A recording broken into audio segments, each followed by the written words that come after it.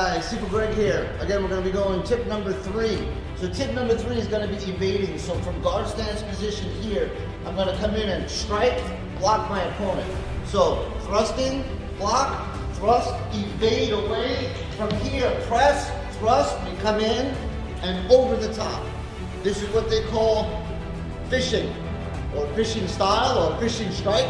This comes up and comes over. So a little quicker, we're gonna go 1, block, in, evade, come over, press, in, over the top.